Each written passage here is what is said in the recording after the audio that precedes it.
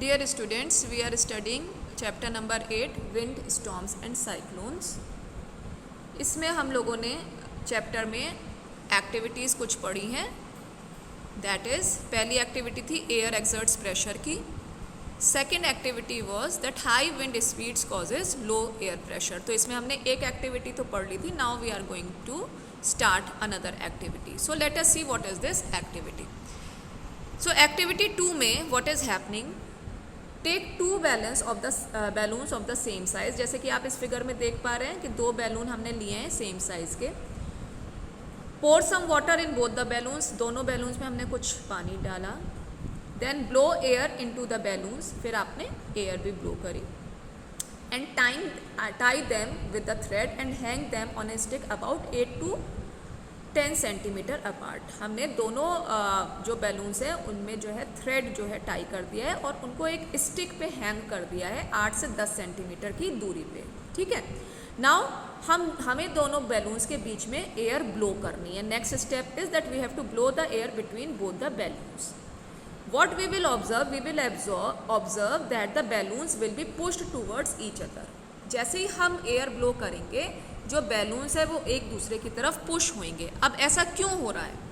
ऐसा इसीलिए हो रहा है कि जैसे ही हमने दोनों बैलून्स के बीच में एयर ब्लो करी, उस पोजीशन पे इन बिटवीन द बैलून्स जो एयर प्रेशर था वो कम हो जाता है. ठीक है. और जो आउटर एज पे जो आपका एयर है वो प्रेशर एक्सर्ट करता है दोनों बैलून्स को और वो दोनों बैलून्स अंदर की तरफ जो है आते हैं, पुश होते हैं towards each other. Why? Because as you can see this person is blowing the air in between the two balloons. यहाँ पे बीच में इन दोनों बैलून्स के बीच में यहाँ पे एयर प्रेशर कम हुआ और जो आपके एयर इधर थी साइड्स में बैलून की, उन्होंने प्रेशर एक्सर्ट किया आपके बैलून्स को और and due to that pressure these two balloons pushes towards each other. So what we have seen in this activity that आपका high wind speeds causes low air pressure. जैसे ही आपने wind blow करी, speed आपकी wind की at that point of time increased थी as compared to another side. और जो है wind जो है जैसे ही हटी वहाँ पे air pressure जो है आपका डिक्रीज हुआ, जिसकी वजह से जो है आपके जो बैलून्स थे वो दोनों एक दूसरे की तरफ पुश होते हैं. ठीक है. Now let us move to another slide. Another slide deals with another activity which shows that air expands on heating and contracts on cooling. तो चलिए अब ये एक्टिविटी देखते हैं. Take a boiling tube and stretch a balloon tightly over the neck of the tube. हमने एक tube ले लिया और उसके नेक पे हमने एक बैलून को स्ट्रेच कर दिया है.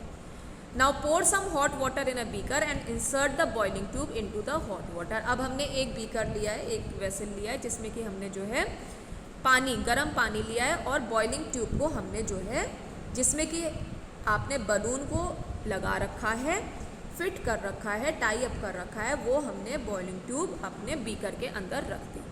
हम ऑब्ज़र्व करते हैं कि जो ये बैलून इन्फ्लेटेड बैलून था, जो आपका जो सिकुड़ा हुआ बैलून था वो इन्फ्लेट हो जाता है. ठीक है. बैलून जो है फूल जाता है. So now let us see what happens next. Then insert the tube into another beaker containing cold water. पहले स्टेप में तो हमने जो ये ट्यूब थी उसको गर्म वाटर के वेसल में रखा. नेक्स्ट स्टेप में हमने इसी ट्यूब को, बॉइलिंग ट्यूब को जिसमें कि बैलून है, उसको हमने आइस के या ठंडे वाटर के बीकर में रख दिया. ठीक है. अब हम क्या ऑब्जर्व करेंगे, जो बैलून इन्फ्लेट हुआ था वो डिफ्लेट हो गया. मतलब कि जो बैलून फूला था वो वापस से अपनी नॉर्मल पोजीशन में आ जाता है. तो ये चीज़ हमको, ये एक्टिविटी क्या बता रही है कि एयर जो है आपकी जब हीट होती है तो एक्सपेंशन कॉज करती है और जब एयर आपकी कूल डाउन होती है तो वो कॉन्ट्रैक्शन कॉज करती है. ठीक है. सो air expands on heating and contracts on cooling. जो पहला वाला एग्जाम्पल था, पहले वाली सिचुएशन जो थी उसमें आप हीट कर रहे थे, गर्म कर रहे थे, तो एयर गर्म हो रही थी जिसकी वजह से जो आपका एक्सपेंड हो रही थी एयर और आपका जो बैलून था वो फूल जाता है. जब आप जो है ठंडे उसमें आ जाते हैं, नेक्स्ट स्टेप में आ जाते हैं जहाँ पे आप कोल्ड वाटर में रख रहे हैं अपने सेटअप को, यहाँ पे अब एयर आपकी जो है ठंडी हो जाती है. जैसी ठंडी हुई एयर कॉन्ट्रैक्ट होएगी और कॉन्ट्रैक्ट होने की वजह से जो आपका इन्फ्लेटेड बैलून था वो डिफ्लेट हो जाता है। ठीक है, so students, we are going to stop over here. In the next lecture we will study about another activity which will deal with warm air is lighter than cold air. So thank you very much.